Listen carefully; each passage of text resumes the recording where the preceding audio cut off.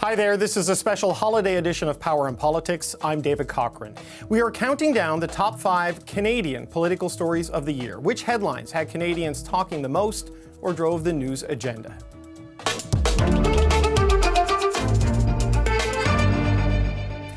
We've got a special Power panel here to look back at what's dominated the year's news cycle. James Moore is a senior advisor at Dentons and a former Conservative cabinet minister. Brad Lavigne is with Council Public Affairs. And here with me in Ottawa, Vandana Kattar is a political consultant and former advisor to Prime Minister Justin Trudeau. Rob Russo is the former CBC Parliamentary Bureau Chief, now writing for The Economist. All right, let's get started. Ranking at number 5 among our top stories for 2023. Saskatchewan isn't considering walking away from any increase in the healthcare space. Alberta's share will be about $518 million. They had anticipated that it would be a higher share. We have signed a deal with Stellantis months ago. We need the federal government to come to the table and show their support. I think what the federal government has done here is problematic. The issue isn't the policy, it's how the policy is being applied. If the fuel tax is causing affordability problems in the winter because of home heating, it's causing a problem everywhere. If we just could have got away from this very rigid political doctrine that we have to do this and it has to be across the board for this broad country that we have that's so diverse and different, I think we could have avoided this outcome. All right, provincial unrest is number 5 in our top political stories of the year. James, it feels like this could be an issue almost every year, as we heard from almost every premier in that clip package. You know, the only First Ministers meeting this year with the Prime Minister was Justin Trudeau telling the premiers what Ottawa is going to give them for health care. What do you make of the state of relations right now? Peter Lougheed versus Pierre Trudeau, Danny Williams versus Stephen Harper, Jacques Parizeau versus Jean Chrétien. The tensions between provinces and the federal government is constant in Canadian politics. It's not an unhealthy thing, and there's nothing in my view that points that the tensions that we have right now, that we had in 23, that we look forward to 2024. There's nothing to say that these tensions are, particularly catastrophic or debilitating to the ability of the provinces or the federal government to govern. I think it's kind of a constancy in Canadian politics. We forget Canada's a confederation. 4 provinces came together to create the federal government, and the tension that exists between the provinces over jurisdictional battles when the Constitution was written more than 150 years ago on battle lines of public policy that are frankly incongruent with a lot of today's tensions. So I think it's run of the mill. But in that list of grievances that was just aired there in that package, those are all good substantive policy debates between different regions and the federal government. I think it's a healthy thing. Yeah, Brad, they are substantive policy agreements, as James points out, and perhaps, it's just different after everybody was getting along and working together during the pandemic to sort of see things returning to normal, in federal-provincial relations over the course of the last year or a bit. Well, and there are some regions in this country where the success of the provincial incumbent government is directly related to its picking fights with Ottawa, and that to the point has been long-standing. The thing that concerns me this time is and while the issues change over the years, things like abandoning the Canadian pension plan by Alberta, refusing to collect taxes, Saskatchewan's threatening to do certain things. It does seem that these grievances, and we're not talking about repatriating the Constitution and therefore let's add a Charter of Rights. That was obviously a big battle, or fixing health care like we did a little while ago. Quebec is quieter than it has been in much of my life, but Alberta and Saskatchewan and other resource-dependent provinces, as we face the issue of climate change and had a deal with the effects of climate change, so too is it directly related then to policies that affect resource-extracting regions and provinces that rely heavily on royalties. So those are embedded in the system, but it just does seem like this 2023 has been a rough year for Fed-Prov relations. Vandana, Brad touches on what's really been the flashpoint in many, many ways, has been the relationship between the federal government and Saskatchewan and Alberta in particular. Yeah, I mean, let's take a step back here. There are three key issues that are facing not only Canadians, but across the globe. You see high inflation, a climate crisis, the fallout from the post-pandemic, as well as, the effects of a war in Ukraine. So I think how that is affecting people here is going to be exactly what James said. This is normal. But I think in some cases, whereas we have to find our footing and to prepare Canadians for what the next step is in this global economy, but I think in some cases the politics are just heightened. And I think to what Brad's point is, for Saskatchewan and Alberta, the focus is really on the politics to the base to show that there's more to win in I'm going to fight for you, we're going to take care of ourselves, rather than coming together to, yes, we came together during a pandemic, but I think it's also important to come together what is the next step for Canada and Canadians as prepare for the next chapter in the global economy. Right, and Rob, this is happening with a more competitive federal political environment too, right? With some of the premiers clearly lining up with Pierre Poilievre and his Conservatives, right? Yeah, but it was ever thus. The nature of Canada is often when there's a Liberal Prime Minister in Ottawa, there are Conservative premiers elected, and when there's a Conservative Prime Minister in Ottawa, a Liberal premiers are elected. I'm less sanguine, though. I actually am a little bit more concerned. I see new fissures that didn't occur before. Even when there were Conservatives in places like New Brunswick, Richard Hatfield, they seem to be able to stand up for Canada, stand up for the notion of Canada. I sense more of a strain on the national fabric than there used to be before. Just the notion of an Alberta Sovereignty Act, for instance, is something that we wouldn't have heard before. And I think it might be just a little easier to do that sort of thing because we have, quite frankly, federal leaders that have talked down Canada. Canada is either broken, according to one federal leader, or at times it's apologizing for being a genocidal killing machine. So who are the people who defend Canada, say, yes, we have problems, but we're still a great place? Who are the people who are saying there's a reason why millions of people want to come here every year? We don't hear that as much, and it's easier to talk down Canada as a result, I think. Okay, that's an interesting take. And I want to sort of wrap this conversation and get to our number 4 pick on our list because 5 and 4, they really go together. Have a listen to this.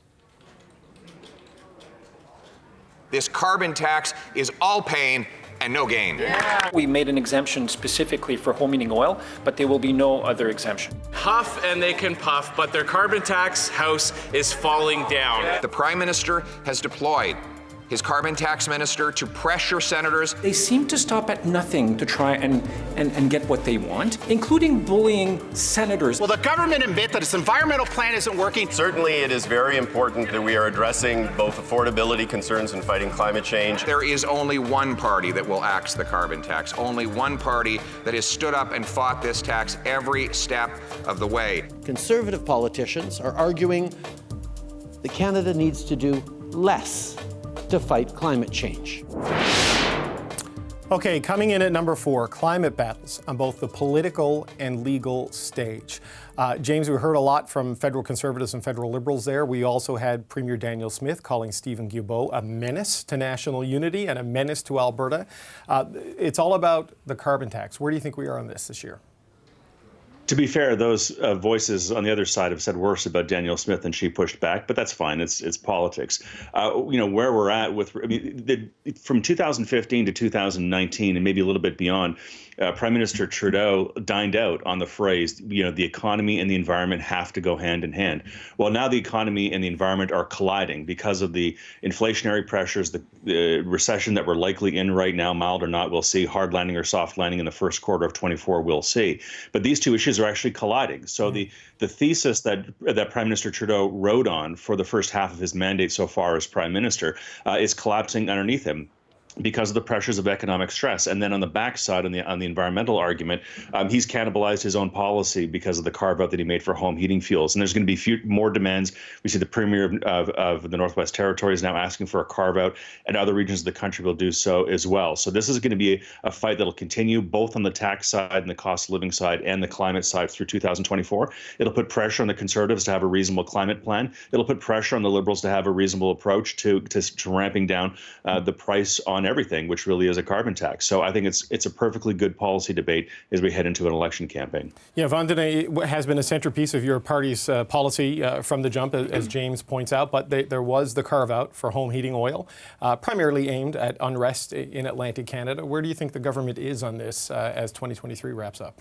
Well, I think this is part of the politics of climate change overall. I think people care about climate until it costs them something. I think what people forget is that climate change costs people and everyday people every day. We think of wildfires, extreme weather, insurance rates, the cost of people losing their homes. Like, you can't put a price to that. So there is action that needs to be taken now, and that's not negotiable.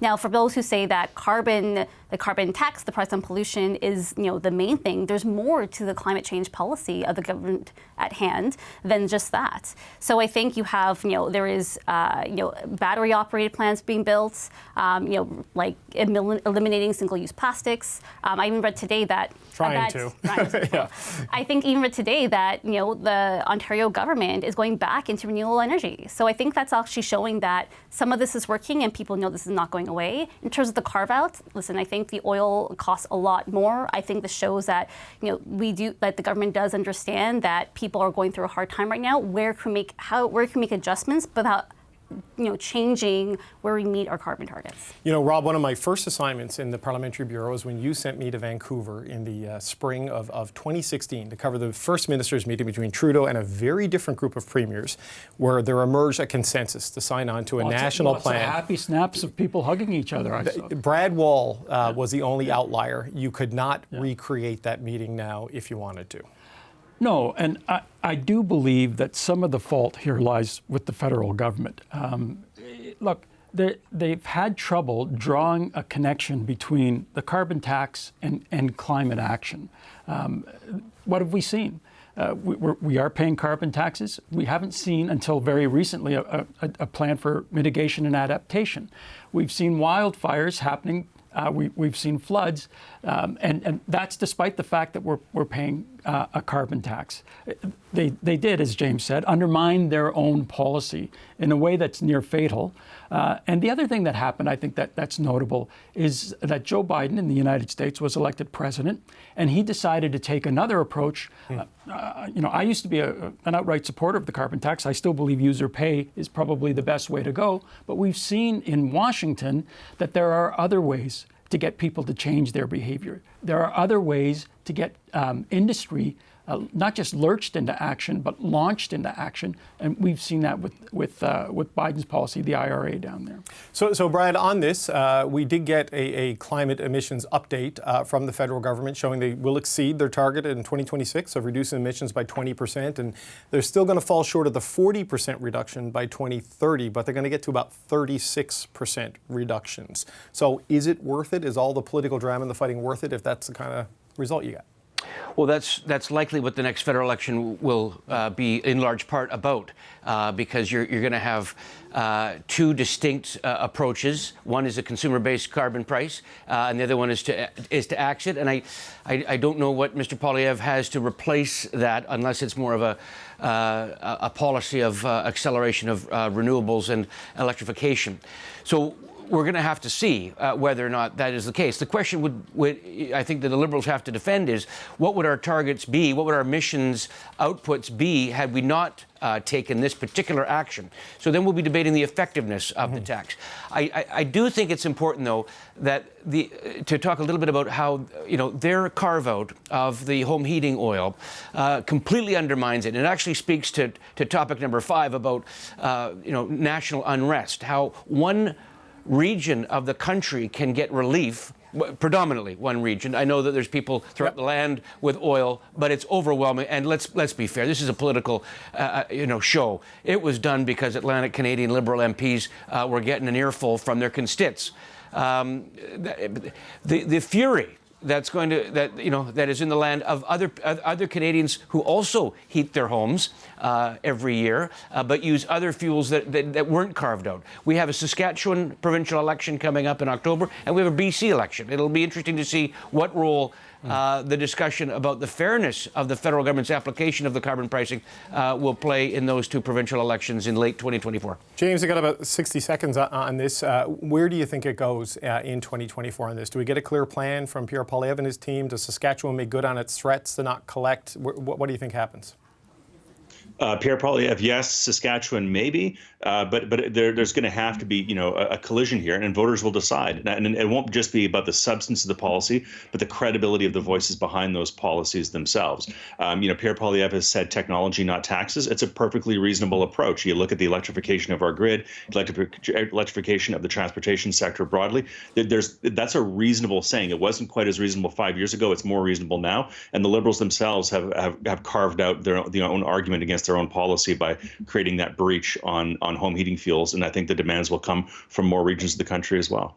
Okay, we're going to leave that conversation there. But which story ranks number 3 amongst our top 5 political stories of the year? Stick around and find out after this break.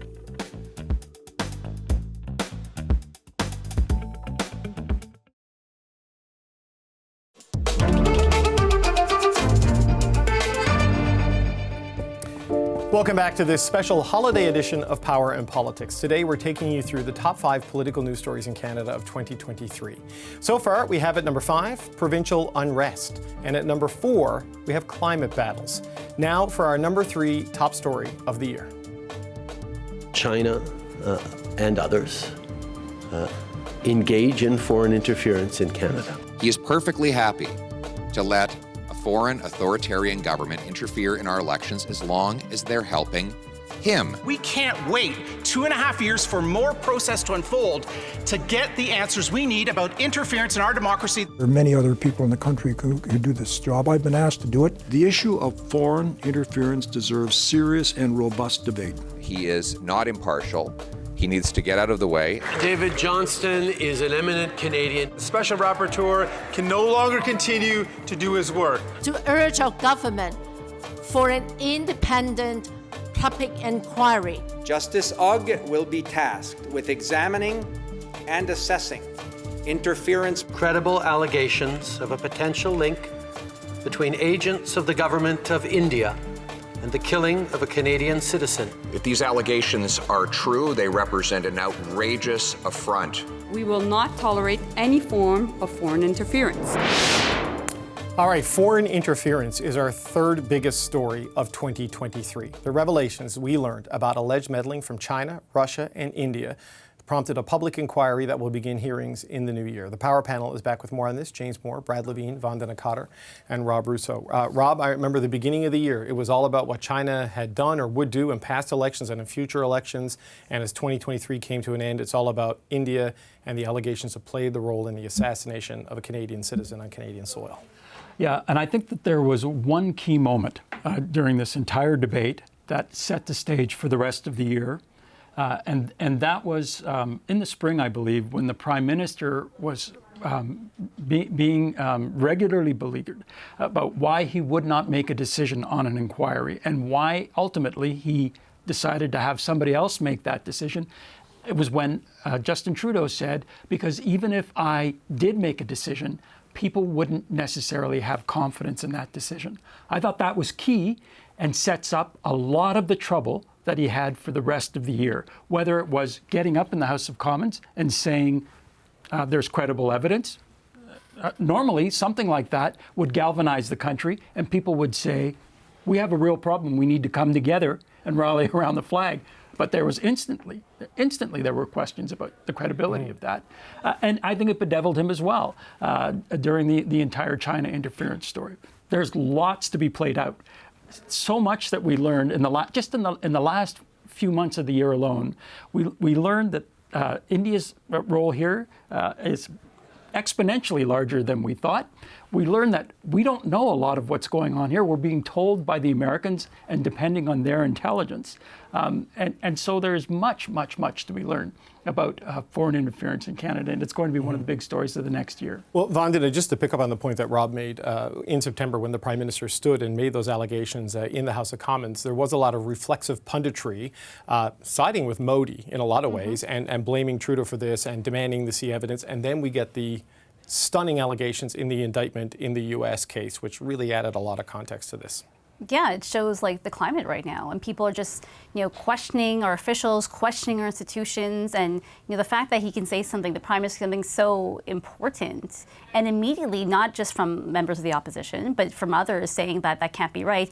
Either A, I think the problem is people need to know what they know and what they don't know. I have studied Indian politics. I follow it very closely. Not everyone does. So I feel like there's an assumption that India is the biggest democracy. How can this happen? But going back to the earlier point of the show, pride in the country, pride in institution. And I think it's really sad that when we're questioning our Prime Minister, listen, I didn't agree with Mr. Harper's politics, but I respected the man, nor would I ever question his judgment on something like that. So I think it really says that, what people are talking about right now and the tone, and that needs to change because foreign interference is really important, and we all have to get behind it. So James, one of the other big things we learned throughout this over the course of the year was the vulnerability Canada has to activities of hostile foreign states, and the factions and challenges within our intelligence services have been laid bare through the leaks and the hunt for leaks, and apparently the motivation being the disappointment and the slow action, pace of action to deal with this. What's your take on this number 3 topic of the year? Canada is the only country in the world who can brag this following list of its reach in the world. We are truly perhaps the most global country in the world. We're the only country in the world that is a founding member of the UN, is a partner in NAFTA, is a member of NATO, is part of the Five Eyes, member of the Francophonie, and a member of the Commonwealth, part of the Trans-Pacific Partnership, Canada-Europe Free Trade Agreement. We have free trade agreements with more than half the countries and economies of the world. We're a truly global country, and our immigration inflow, the multicultural footprint that we see, and particularly in our largest cities in the country, Canada is everywhere in the world. So therefore, the world is very much in Canada. And so I think what a lot of these incidents have opened up is the stress of domestic politics being reflected of diaspora politics, of what's happening with the rest of the world being reflected here at home. And it's creating a new tension. Canada has always been about the responsibility of the federal government has always been about national unity. At the start of this country, it was Indigenous and non-Indigenous. It was Catholic and Protestant, French and English, East and West. Those tensions have always been there, and they still remain there. But now there's these new tensions that are coming up in diaspora politics spread across the country, and domestic tensions that are reflective of tensions elsewhere in the world. We see this with Ukraine. We see this with Palestine and Israel. We see this with China and with India. And I think the Prime Minister of this country and the Foreign Minister need to have a clear and consistent and robust message that Canada's national interest will come first above and beyond these other stresses. It's very easy for me to say that. It's very difficult to do that because the political tether of all these communities and their impact on our politics and nominations and leaderships is deep. But we were now having a conversation about it for the first time in my lifetime, and it's very important that this conversation come to the surface and that it's dealt with responsibly by political parties, institutions, and the government of Canada. Brad, not just a conversation about it, a whole public inquiry into it after the aborted David Johnston's special rapporteur approach that they initially launched. Justice Ogg will be dealing with this, into the new year. Where do you think it goes?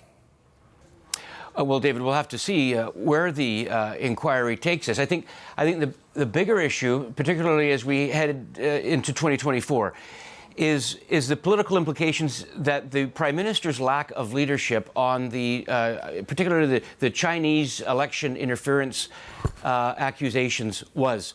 The absence of a clear message, the absence of clear direction, I think created a bit of a vacuum, which is why for the next episode that came along, which was, dealing with the accusations about India's interference in Canadian domestic politics with the assassination in Surrey.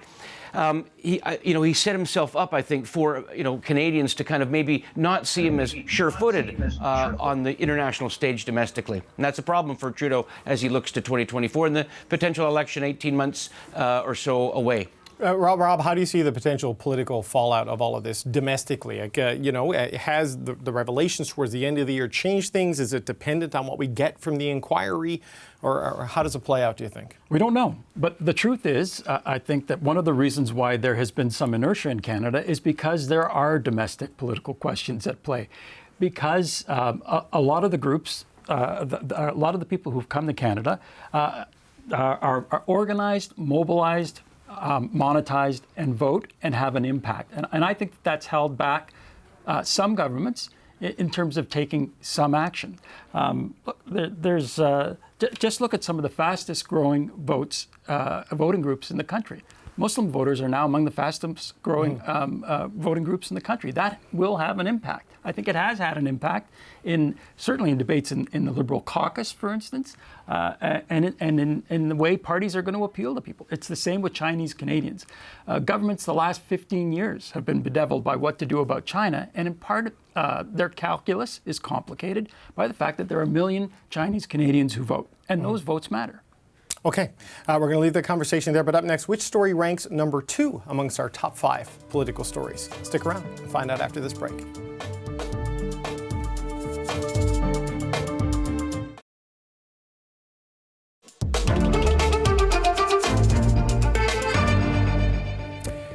Welcome back to this special holiday edition of Power and Politics, and today we're taking you through the top 5 political news stories of 2023. So far, we have at number 5, provincial unrest. At number 4, climate battles. And at number 3, foreign interference allegations. Now, let's get to number 2. We condemn this multi-front terror attack by Hamas against Israeli people. Countless of those lives have been lost or put in danger as a direct result of the sadistic attacks of Hamas. The only solution is a political solution. There is no military solution to this conflict. We've been calling for weeks now for humanitarian pauses. Every loss of life in this conflict is the direct consequence of Hamas's conduct. We must not give up to violence. We need to think about how can we stay united. Our diversity includes diversity of perspectives and opinions, but not to hate. Not to lash out with threats of violence or actual violence. Coming in at number 2, the fallout here in Canada from the Israel-Hamas war. The Power Panel is back with James Moore, Brad Lavigne, Vandana, Kattar, and Rob Russo. Vandana, a lot of clips there of political leaders talking about this particular issue, but the more compelling image in a lot of ways is the protests we've seen in the streets of Canada's largest cities, but also the concerns in the Jewish community about shootings at schools, fire bombings at mosques. It's had an enormous impact in this country domestically. Yeah, I mean, this is a situation where tension's rising high, not just for the communities involved, but broadly. I mean, people are allies between all communities who are also affected by this. People they feel helpless here. They don't know how to act. They don't know what's happening or, what their political leaders should be doing. But really, it's a time that people just want to be heard. And it's difficult to do that. But what political leaders need to do is gather together with community leaders and have one-on-one conversations. And I think when I say that, don't go to places of worship and just speak at them. Mm-hmm. They don't want to just hear what you're saying, that everyone's saying diversity is our strength, inclusion is a choice, all those things. People believe that. They understand that hate is wrong, but they want to be heard from their perspective in a viable way. And I sat in a meeting with a politician with a number of Muslim leaders, and it was a hot meeting. It was about an hour and a half long, but by the end, it came down. People were talking about solutions for combating hate here in Canada. People were saying, we came to this country because we wanted peace. We wanted to escape sectarian violence. So how do I make sure that me and my Jewish neighbors are good and we are, respecting each other and sharing in friendship? So that tone needs to be taking place. It is hard to do that, especially with emotions running high, but taking it down to a grassroots level and really connecting with people on the ground and understanding, where their fears are and helping to bridge those gaps and build that divide between Canadians is going to be really important. Brad, you're in Toronto, a city which has been one of the big centers for disagreement and protests on this, along with Montreal in particular. How do you think this issue has affected domestic politics here at home and the tests it's put on Canada's political leaders? Tremendous test on political leaders. And we were, talking about it under issue number 4, is that the face of the country has changed over the last while as we welcome more people from around the world. So too do those conversations about events happening elsewhere in the world are affecting us in new ways. And this, is a long-standing issue in the Middle East, and certainly Canadians have had diverse opinions for a long while. But I don't recall in my lifetime when I've seen people charge restaurants and cafes and yell at people sitting there eating a meal. The level of anti-Semitism and Islamophobia is heightened at this stage, and it really, begs the question, Are we changing, or is this merely a reflection of what we were prior to the Hamas, the brutal Hamas attack? Were the underlying currents there before the attack, or did the attack trigger something that is new, which is interesting? So how does this country deal with this hate? This is not the only issue where people living in Canada are seeing loved ones back home suffer tremendously, but it is the one that makes the most news. And it's an opportunity, I think that's good advice about how we talk about this as a country, because this is not who we have traditionally been. And I think for a lot of Canadians who have been here for a while, generations here in this country, from a variety of backgrounds, do not see themselves in what we're seeing in some of these protests. James, you made a really good point in the earlier segment about Canada as a global country and how we're touched by so many things because of the population changes over the years. When you look at something like what is happening, the divisions this is causing in Canada, how does a federal government, how does a cabinet, having been a cabinet minister, approach something like this? Sometimes it's with nuance and trying to feather the differences and being a conciliator. But at other times, and this is one of those times, it requires clear and firm clarity. A group of kids went to a music festival and they were slaughtered and murdered in a genocidal attack because of who they are. There's no reconciliation with that. It's mass murder of people because they're Jews, flat out. And this is to have people in Nathan Phillips Square or on the steps of the Vancouver Art Gallery not saying, let's have a two-state solution, not saying, let's have both sides be understood, but chanting and singing from the river to the sea, Palestine shall be free, and cheering and celebrating the mass murder of, last year or the year before, there was the shooting in Uvalde, Texas, of children who were murdered by a madman. These are people with a political agenda who went and murdered children and kids at a music festival. And imagine if somebody was celebrating the murder of kids in a mass shooting in a school in the United States. We would think that they are insane and out of touch and immoral citizens who need to be confronted and be made to understand that their views are not welcome in Canada. Well, we have a mass murder of people because they're Jews, and the mass murder is being celebrated. Not the case for Palestine, not the case for ceasefire or a case for a two-state solution, the celebration of the murder of innocent kids at a music festival.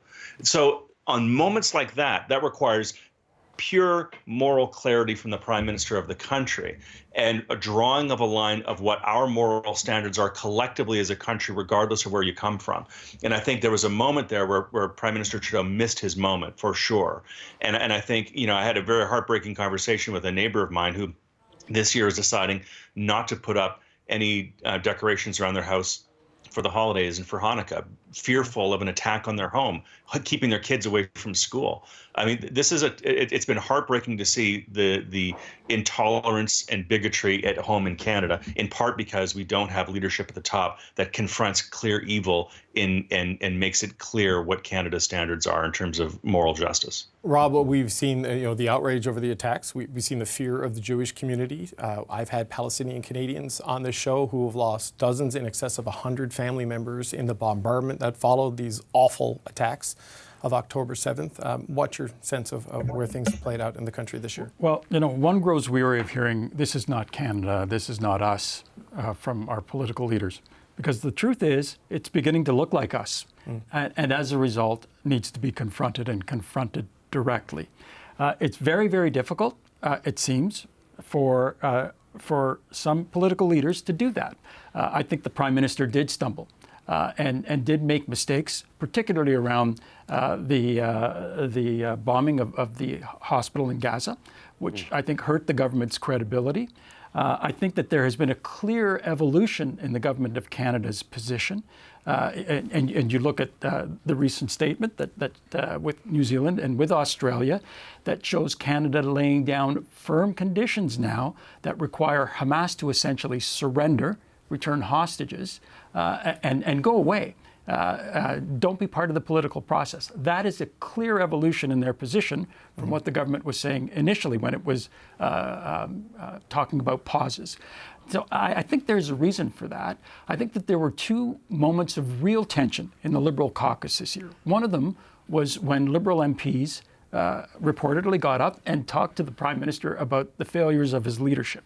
Right. That was a clear moment of tension. There have been others, very, very recently, real division in the Liberal caucus between MPs who are trying to fight for a ceasefire, many of them of Muslim and Arab origin, and MPs who are calling for Hamas to go away and to lay down their arms and to defend Israel and Israel's right to defend itself.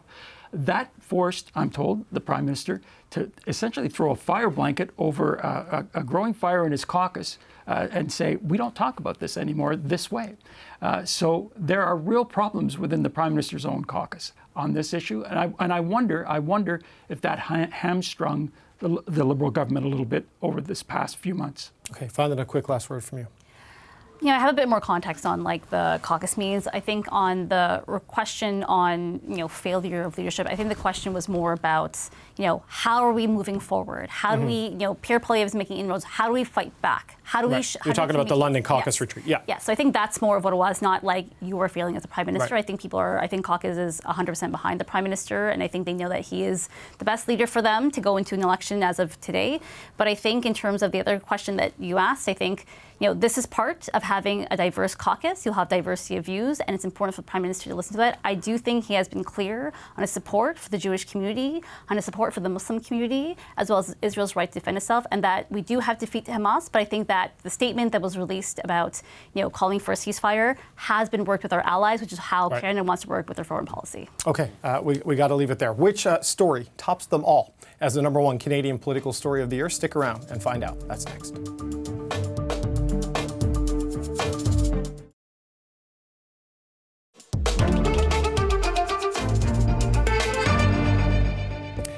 Welcome back to this special holiday edition of Power and Politics. And today we're taking you through the top 5 political news stories of 2023.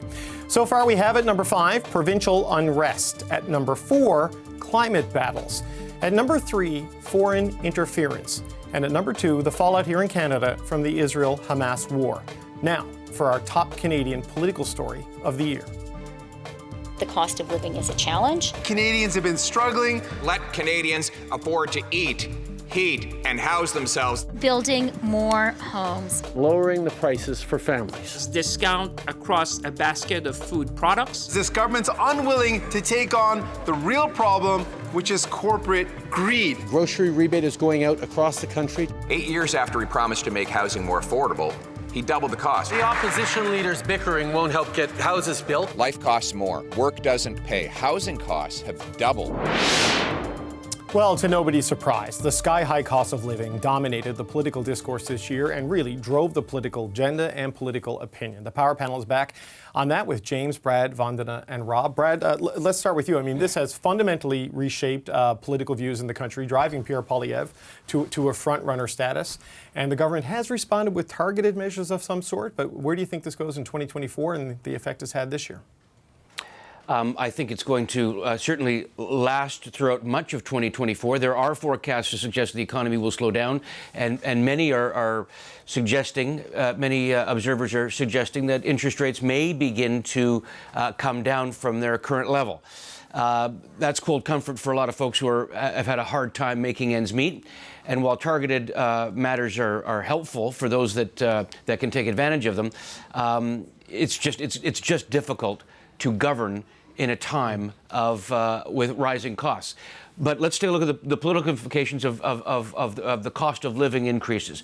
It's almost colored everything political in this country. If you take a look at it, everything from whether or not the institution of the Bank of Canada has a worthy mandate, i.e. a 2% inflationary rate, when we've come very close to it, yet interest rates remain very stubborn. To housing policy, what kind of housing should be built, to whether or not we should be going after the grocery chains in this country because of the high costs, whether we should be taxing windfall profits, whether it's in things like gasoline, to help offset those targeted measures earlier. Almost everything that we look at in federal and in many cases provincial politics has been covered colored by the cost of living. So I think it's worthy of its top spot for 2023, and it will play a role in the early part of 2024. The question remains is, will it be an issue by the next federal election, and what impacts will it have on the discussion in, I would say, let's say 12 to 18 months from now? James, the interest rate decisions are such a massive part of this. And if you look at the shift in political polling, it really started in June and July when Tiff Macklem undid the pause and raised rates back-to-back months. I mean, can a shift in interest rates shift the mood on this, or is this all baked in now? Where are we? No, I mean, look, this will continue to be a story through at least the first half of next year. But also, as there was a long tail on the upspike of interest rates and its impact on the housing sector, even if they start climbing them down in the second and third quarters of 2024, the impact of that over will take 12 to 18 months to then be reabsorbed, to give people a sense of confidence that they can start spending again and borrowing again at a reasonable rate in order to buy homes. So this will have a consequence. I wouldn't say a generational consequence, but it'll have certainly a decades-long consequence from the beginning, from COVID through the spike and inflation rates, and then the cost of living spike, and then what it's going to take to ramp it down and give people a better sense of confidence. It will, in my view, dominate the issues of the next election campaign, how the Liberals handled COVID, not just on the health side, but on the economic side, and what the fallout has been and plans for the future. So it was the top story of 23. It likely will be one of the top stories of 24 as well. Vandana, the Liberals would very much like it to not be the top story of 2024, I think, unless we're talking about the improvement in the cost of living situation in Canada. Yeah, I mean, I think the Liberals definitely know that cost of living is a key piece in every Canadian's mind right now. It's not even just in Canada, but around the world. I mean, you see, UK, the Netherlands, every prime minister or president is dealing with this right now. So it's not just only to Canada.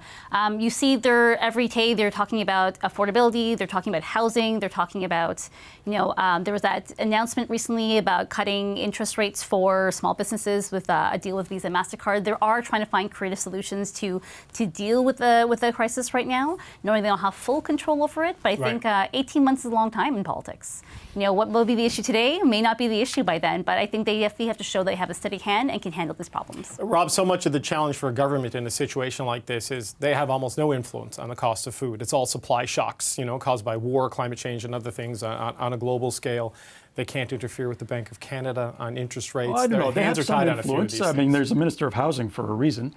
So they do have some influence. Look, the trouble the government has is that even if it can get solutions going immediately, it will take a long, long time to get housing affordability down because there's a shortage of housing stock. And you're not going to solve that within the time period of remaining in this government. As someone who's negotiating a mortgage right now, I can tell you I've gone back in the last couple of weeks because mortgage rates have come down. Long-term bond rates have come down. Yeah. And Liberals are being told in caucus over and over again, nervous Liberals, that we have a long runway in front of us, as Vandana has just said. But even if they get to the end of that runway and the economy is, if not soaring again, flying at a decent pace, are the Liberals going to get credit for that? Or as people like me go to renegotiate or negotiate mortgages over the next year, and that's about 20% of Canadian homeowners are going to do that, they're going to feel the shock of interest rates that have gone up about 3 times what they were a couple of years ago. They'll feel that shock, and they're not going to like it, and they're going to be looking for somebody to blame. Well, Brad, that's going to be one of the challenges for the Liberals, right? I mean, they have a lot of time until the next election, but in that time, tens of thousands of Canadians are going to be renewing their mortgage and carrying those higher payments into the election cycle. Well, and especially those that are going for, 2 or more years within their renewed mortgage, they're going to be paying that new higher rate during that election campaign. And, as somebody who's been who also has a mortgage, you don't forget how long you've been paying that higher rate, and you certainly it's certainly going to be an issue during the next election. Will there need to be a policy response to this because of the number of Canadians and how much money is going to be renewed in 2024? So, James, what can the government do? Can the government do anything to get ahead of this in a meaningful way between now and the next vote? No. Ronald Reagan said, famously, "Are you better off than you were 4 years ago?" And rightly or wrongly, that politics operates within a time envelope, and 100% of Canadians will have renewed their mortgage between the time that Justin Trudeau was reelected in 2019 and when the next election is, and of course through 21 as well. But 100% of Canadians will be looking at their cost of living, and they'll be asking themselves the question: am I financially better off now than I was before? And yes, Vandana is right. There are a lot of things that impacted that, but Canadians only have one opportunity to strike an X and to make a judgment on the quality of their life relative to how it was, more than 5 years ago. And I don't think that judgment is going to be favorable of Prime Minister Trudeau. Okay, we're going to have to leave it there. Happy holidays, Happy New Year. Thank you to the Power Panel, James Moore, Brad Lavigne, Vandana, Kattar, and Rob Russo. I'm David Cochrane. Thank you all so much for watching a special holiday edition of Power and Politics. More CBC News to follow right here on CBC News Network.